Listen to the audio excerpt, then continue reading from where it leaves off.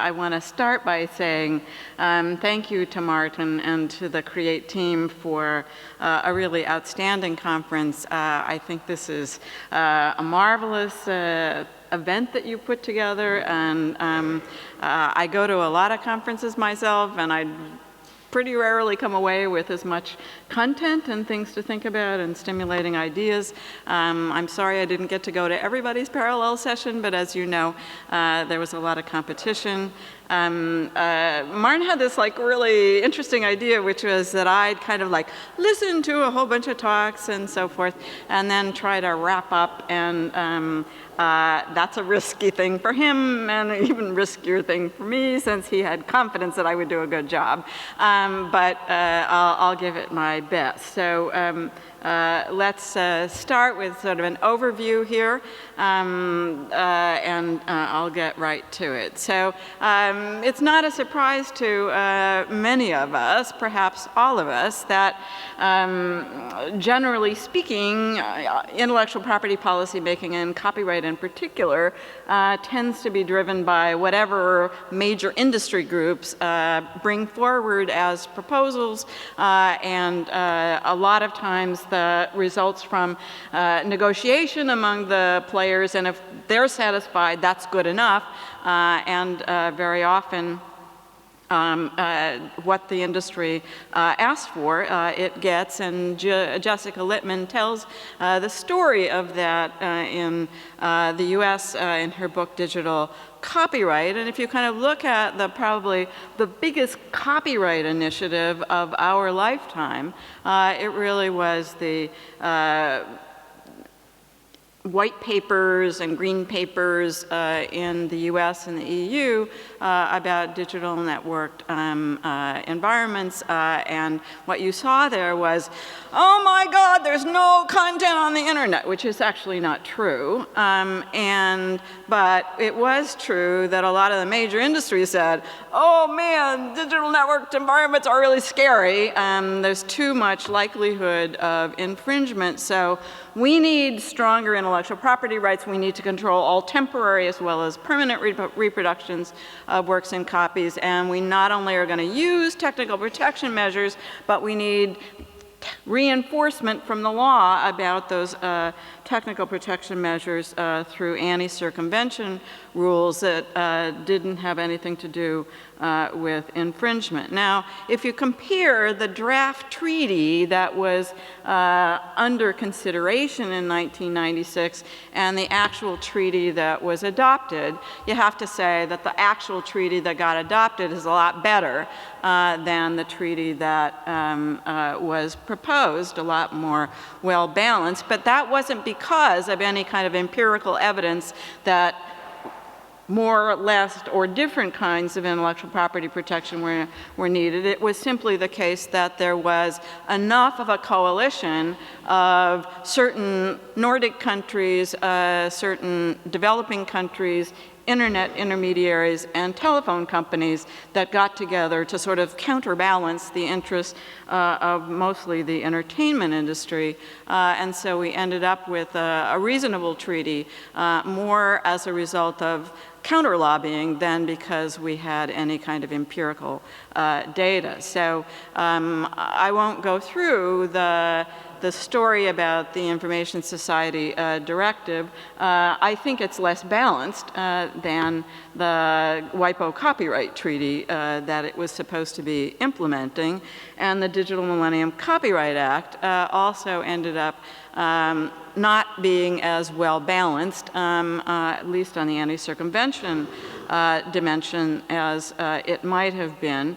And the only interesting thing from my standpoint about the DMCA anti-circumvention provisions in the United States is that it set up a triennial review process so that people who thought that that technical protection measures were in fact impeding lawful uses of copyrighted works could come forward and offer evidence to show that in fact there's this impediment, and to ask for an exemption so that they could engage in certain activity. And every 3 years the Copyright Office actually issues this, but it's created a kind of public record of the kinds of activities that the anti-circumvention laws arguably reach, and so the latest, most amusing ones are from from John Deere Tractor Company and from General Motors and the Auto Alliance, basically saying that it's really dangerous and a violation of the anti-circumvention rules to tinker with software in your car or in your tractor, even if you're trying to do it in order to repair something. And so if you are looking for a hoot, I would go to that, that website. Now, I guess I'm preaching to the converted here about why evidence is needed. I think that one thing that we can say pretty clearly is that the copyright industries used to be a pretty backwater, small segment of economies, and they have gotten a lot bigger. And those IP-intensive industries are now critically important to the ongoing innovation environment, and so we want to be able to promote innovation, and rapid technological change and disrupted markets make copyright policy making awfully difficult. And I noted that Ian Hargraves in his opening remarks talked about the risk that I think the European Union faces of digging itself into a digital black hole. And if you look at some of the, you may have your own favorite examples of when there isn't evidence-based IP rules, you end up often with bad rules. And so from my standpoint, the European sui generis database protection legislation is a good example of something that in theory sounded like something that was really needed, but in fact, if somebody had done a really close study of the database industry, I'm not sure that we'd ended up with the kind of law that we had, and certainly evidence-based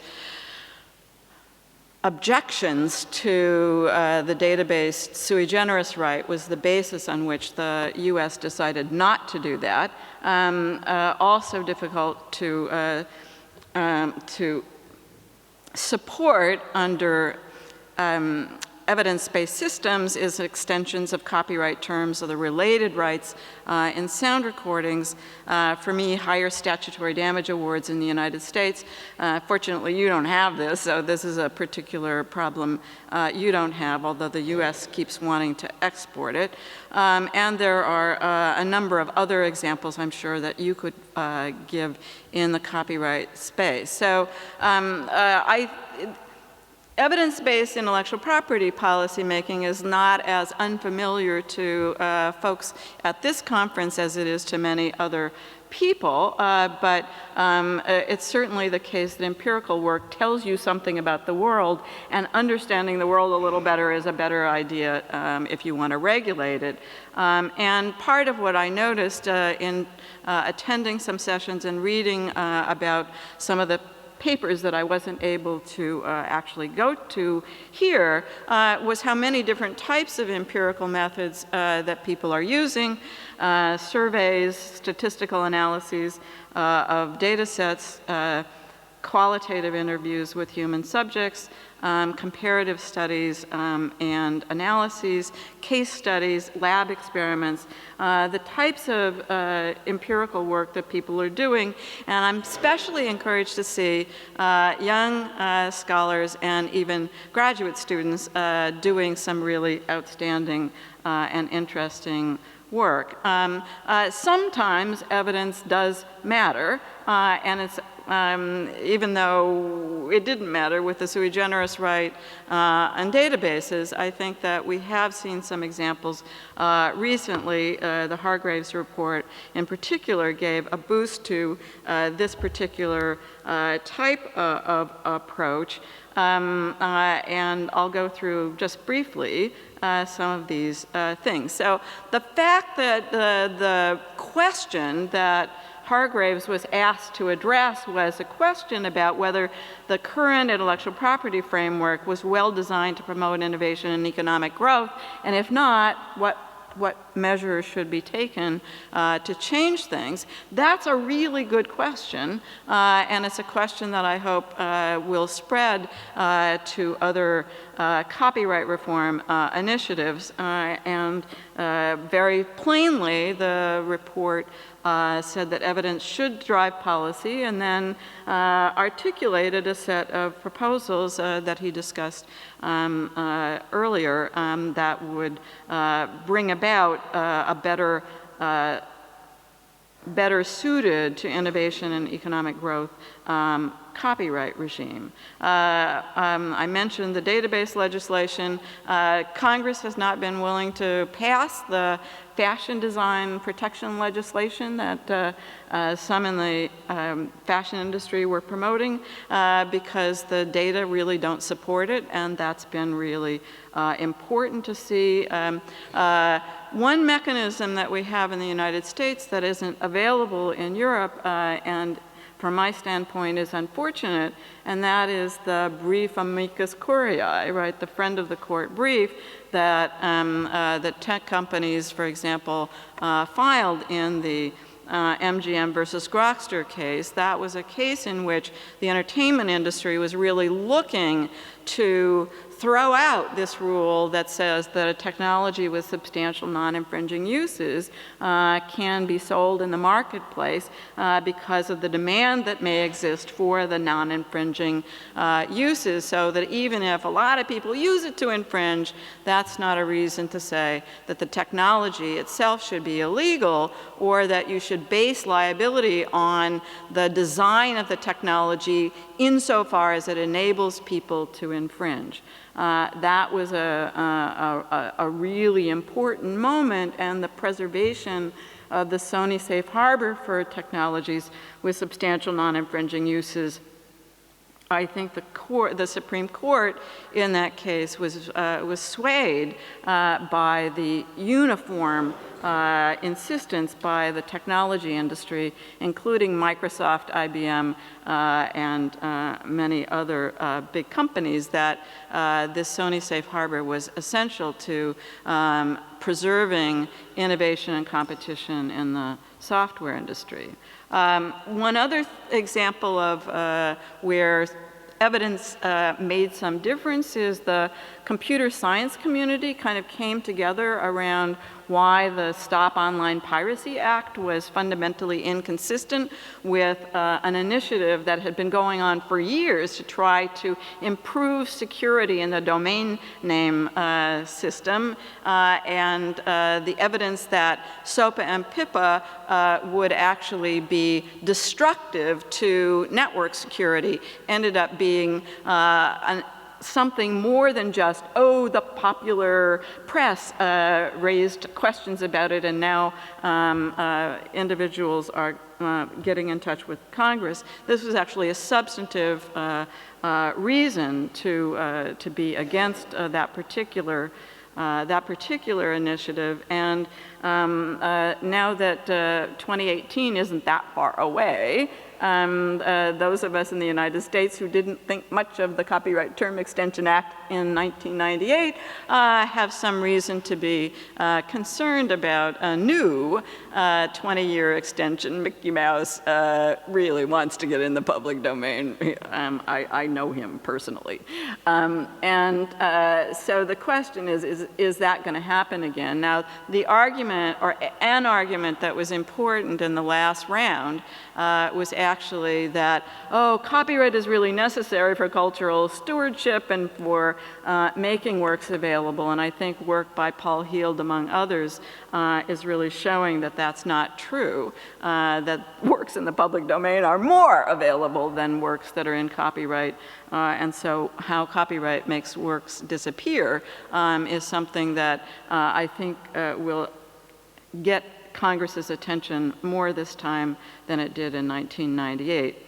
There's a very interesting article that Robert Kastenmeier, a former congressman in the US, and Michael Remington, who was his chief counsel, had written after the passage of the Semiconductor Chip Protection Act. And one thing that they did was call for a kind of evidence-based intellectual property policy. And while they were talking about sui generis rights, I think that the framework that they establish is actually one that applies beyond what beyond that. And so anytime a new right would be created or a right extended, I think asking these really tough questions, are we in a swamp where the rights are going to be unclear, where it's going to be disruptive, or are we on firm ground, keeping things consistent with traditional principles is something that's really important. And more attention to cost-benefit analysis, I think, would be important going forward. So I looked at the program and sort of said to myself, well, what was I sort of expecting to see that I didn't exactly see? So I know that the digital single market is a big deal out there, and it's not that it wasn't mentioned at all, but this community of people would seem to me to be well situated to talk about what the barriers are, and if you were going to try to erode or change those barriers so that eventually you could get to that digital single market, what would a strategy look like to do that? And maybe that's too ambitious, but I think it's worth actually seeing whether people can come up with some ideas. I also was really expecting to see something about the Copyright Hub, which has now launched, and like, what's going to happen with that? And if it's not happening, why isn't it happening? Because there's, again, lots of people out there trying to look for things. Extended collective licensing, my government, at least Maria Palante, the head of the Copyright Office, wants the United States to develop an extended collective license regime for making literary works more broadly available. I have some reservations about that, but I'd feel a little better about it if I saw at a place like EPIP a set of studies that show that actually things are working well in that dimension.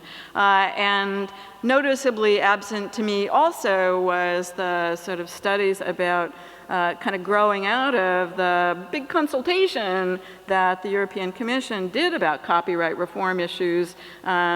There's a lot of data on the internet about what people were thinking and why they thought this rule ought to get changed or it ought not to get changed, and it seems to me that would have been a fruitful set of things to talk about. And maybe anti-circumvention rules are more of interest to Americans than to Europeans, but at least in the United States, concerns about ways in which the overbreadth of the anti-circumvention rules are in fact impeding valuable research and innovation seems to me to be something that maybe it's just that's not a big deal over here, I don't know. Now, everybody was saying, oh, evidence-based IP, yeah, I believed in that particular approach. But I think that it's worth thinking just a little bit about whether there are risks or at least something to be concerned about when you start thinking about it. So one thing, and this comes from my own personal experience, is that I don't have all the skill sets that are necessary in order to do some of the kinds of ambitious empirical work that I might want to do. So I look around the world and I have to say, I need to partner with people, and fortunately I was able, with the Berkeley Patent Survey, to partner with Stu Graham and a couple of other colleagues when we did our study of high-tech to entrepreneurs and the IP system. But of course, one of the dangers of not having deep methodological skills for doing empirical work also is that it's hard to know how to interpret the data, and data isn't exactly the same as evidence, and so what is it that makes the difference? Obviously, the details of interpretation are important, and being careful about how to interpret the data. If there's an ambiguity, the temptation is to construe the ambiguity in the way that you'd like to see the data show. We had an instance of that when we did our Berkeley patent survey, because a substantial percentage of the people who answered the survey said that they didn't seek patents because they didn't think something was patentable. Now, that's an ambiguous thing. Did they think that patents are bad for software industry? That's what I think. But I was trying not to put my own interpretation as the preferred interpretation. So I said, this is ambiguous. It could mean this. It could mean this. It could mean this. And we'll see how easy it is, though, to slip into things. And empirical studies always have some flaws, and the more ambitious your study and the more the study calls into question what some actors want to hear, the more likely it is that you're going to be challenged in terms of your sample size, your sample methodology, noise in the data, and your interpretation. And so that's something to watch out for too. Also, one thing that happens is that you get drawn into other people's studies. So you might think, I want to do this one empirical study, and I'm going to do it, and I'm going to say what I think it means. But of course, if other people start doing studies, then you have to respond. So you're getting yourself into what could be for you a swamp if you don't want to kind of do a lot of empirical work in the future. And of course, there are lots of things that would be useful to study, or that would be useful to know, that are difficult to study. The session that was held here about reconceptualizing the economic rights of copyright is one that doesn't lend itself to good empirical work. It's really a different kind of exercise, and there are lots of reasons why copyright industries are difficult to study, and I mention a couple here, but of course Joel Waldvogel also tells us a lot of the data that we'd really like to have access to is proprietary and won't be shared, at least very often. And you know, for at least some of the people who are here, copyright's not just about the economic rights. It has a kind of cultural and personal value that means that evidence-based approaches, which often tend to be focused on economic issues, are not things that are going to surface. So a last set of things that I want to sort of say a few words about is that most of us who do intellectual property work are speaking to each other. And that's actually a good thing to a large degree. But if you think that your work has policy relevance, right? I collected this evidence because I want to sort of support this particular policy. Just writing articles to your colleagues is not going to do the work. And so part of what you need to do is begin to think about sort of how else to reach the policymaking community. And one thing you can do is publish things in venues where they will read things. Another is to learn how to do what in the United States we call two-pagers, which is distill everything down to the crispest form and say why the data that you have support it. I had an experience back in 1996 where I said to myself, I really need to let the broad kind of tech user community and computer science community, I need them to know how bad the white paper on intellectual property and the national information infrastructure was. So I wrote a paper that was published in January of 1996 in Wired magazine. and the title was called The Copyright Grab, and I agonized over this article really a lot. And the reason was it was a popular article, and I kind of jazzed up the language a little bit and used some metaphors that are a little bit stronger than anything I'd have done in my other work. And I actually felt like this is the end of my career as a serious academic. No one will ever take me seriously again in my whole life because I'm publishing in Wired magazine and because I use this word copyright grab. It turned out not to be true, but it was an anxiety that I have. So I give that example to sort of say, it's not the end of your career if you do something that's more popular pressy. We heard earlier about make things as simple as possible, but no simpler. Cannot be said better than that. And no equations when you go talk to policymakers, unless they are fellow equation speakers. And think about who else besides you out there is interested in the approach that you are taking and the evidence that you think that you have gathered, and work with them because they may be better able to translate your evidence-based stuff into the policy arena. And one thing that occurred to me is that maybe next time it would be a good idea to have a panel where you ask the policymakers, what is it that you guys could do that I would actually like to know about? And what are the efforts that you've made to communicate with me before about IP policy have not been very helpful to me, because that might actually give you a better sense about this. So concluding thoughts, I think this conference is a great forum for exchange of ideas. The fact that you've been able to attract a couple hundred people from different sectors, lawyers, economists, other social scientists and researchers, some industry people and some policymakers, that's really unusual. And so it is a really special thing. I wish there was something like this in the United States. There really isn't. So keep up the good work. I think that evidence-based IP policy is a theme worth pursuing. It's not always going to win, but it gives this community something useful to debate and to offer to policymakers. And like Julia Rudda, I think reform is possible, but it's not going to be easy, and generational change will probably make more of a difference than anything we write today. Thank you.